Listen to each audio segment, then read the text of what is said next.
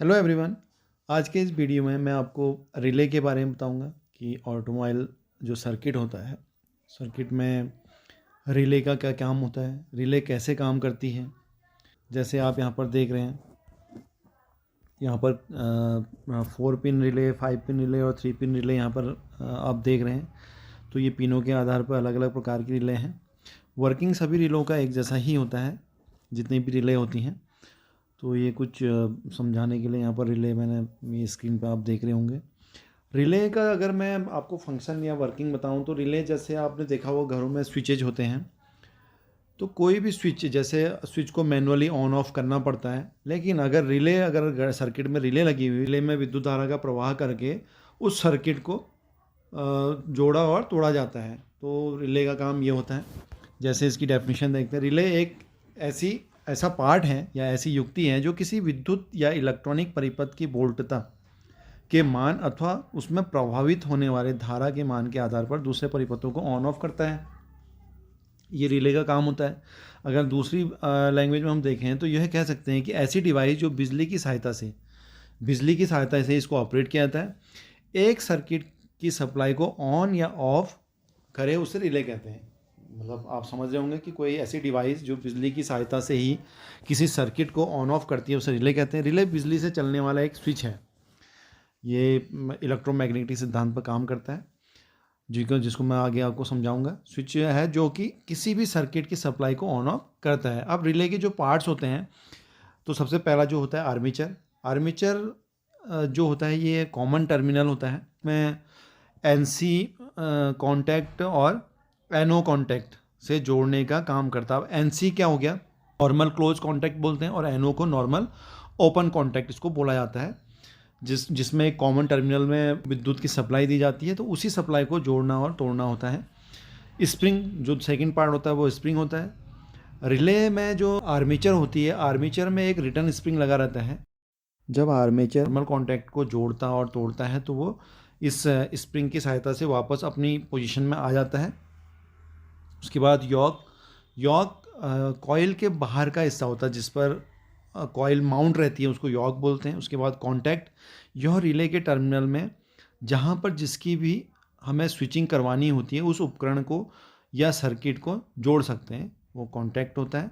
Coil या armature को no contact से जोड़ने का काम करता है। कॉइल जो होती है, कॉइल में मैग्नेटिक फील्ड बनता है। मैग्नेटिक फील्ड बनने से जो आर्मेचर होती है, आर्मेचर अप डाउन करती है, जिसको आप अगले जो फिगर है, डायग्राम है, एनिमेशन है, उसके द्वारा आप समझ सकते हैं। ये एक रिले का कंस्ट्रक्शन होता है। इस कंस्ट्रक्शन से आप समझ पा रहे होंगे कि ये नीचे आप देखिए, ये तो बाहर जो आप देख रहे हैं ये एक आउटर बॉडी है रिले की। ये बेस प्लेट है। बेस प्लेट पे ही आप देख रहे हैं यहाँ पर ये यॉक होता है। यॉक पे ही बॉबिन होता है। बॉबिन में ही वाइंडिंग इसमें लपेटी हुई रहती है पतले तार की। और ये ऊपर आप देख रहे हैं ग्रीन कलर का, ये आर्मेचर है। आर्मेचर के बाद यहाँ पर स्प्रिंग है जो कि आर्मेचर को वापस अपनी स्थिति में ले आता है। जो यहाँ पर आप रिले देख रहे हैं ये 5 पॉइंट रिले है, जिसमें आप पॉइंट का मतलब आप समझ सकते हैं। यहाँ पर एक कॉमन टर्मिनल हो गया, 2 कॉइल के टर्मिनल हो गए, एक नॉर्मली ओपन टर्मिनल हो गया और एक नॉर्मली क्लोज टर्मिनल हो गया। और ये आप जो देख रहे हैं ये नॉर्मल कॉन्टैक्ट हो गया या नॉर्मल क्लोज कॉन्टैक्ट इसको बोलते हैं ऊपर। तो ये रिले जो है, ये रिले का कंस्ट्रक्शन था। और यहाँ पर एक पीवट देख रहे हैं आप, यहाँ पर पीवट है। ये पीवट पे ही जो आर्मेचर है अप डाउन करता है। तो इसको समझने के लिए इसको आप एनिमेशन के द्वारा समझ सकते हैं। इलेक्ट्रोमैग्नेट जब फील्ड बनता है बैटरी का, जब हमने करंट दिया इसमें, बैटरी की सप्लाई देने के बाद क्या होता है कि ये जो आप यहाँ पर देख रहे हैं ये इसमें मैग्नेटिक फील्ड बन रहा है। मैग्नेटिक फील्ड बनने से क्या होता है, मैग्नेट से क्या होता है, आर्मेचर जो है, आर्मेचर अप डाउन करती है। और आर्मेचर जब आप देख रहे हैं नॉर्मली ओपन जो टर्मिनल है, जब इसमें कनेक्ट होगी तो कनेक्ट होने के बाद क्या होगा, यहाँ पर से सप्लाई बाहर निकलेगी।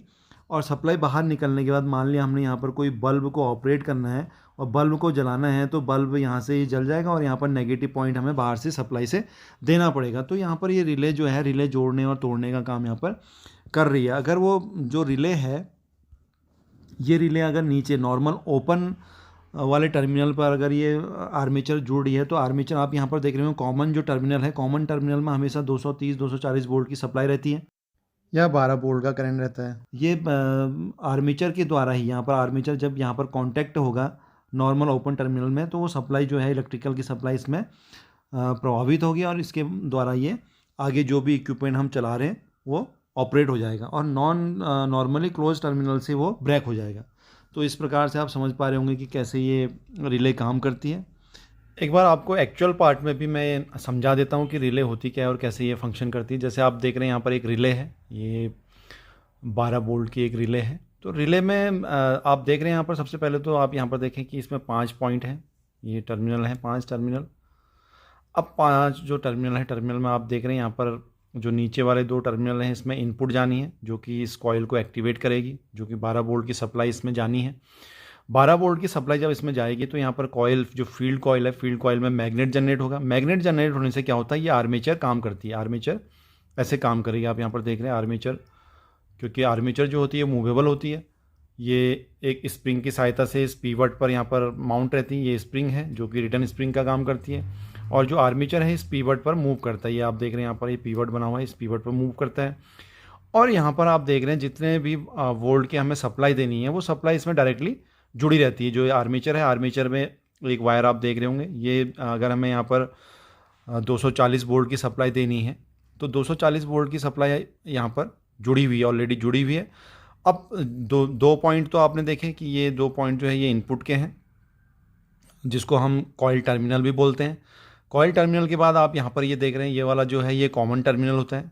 यहाँ पर देख रहे हैं ये कॉमन टर्मिनल है। कॉमन टर्मिनल में जो कॉमन टर्मिनल है ये आर्मेचर के साथ जुड़ा हुआ रहता है। और ये जो 2 टर्मिनल आप देख रहे हैं, ये एक तो नॉर्मली जो है क्लोज टर्मिनल है, ऊपर वाला जो आप देख रहे हैं नॉर्मली क्लोज टर्मिनल है और नीचे वाला नॉर्मली ओपन टर्मिनल है। अब यहाँ पर आप देख रहे हैं जो मैंने आपको बताया कि एक जो कॉमन पॉइंट है, जब रिले में मैग्नेट बनता है, रिले में मैग्नेट बनेगा तो ये आर्मेचर को नीचे को खींचेगा, आर्मेचर को अपनी तरफ को खींचेगा।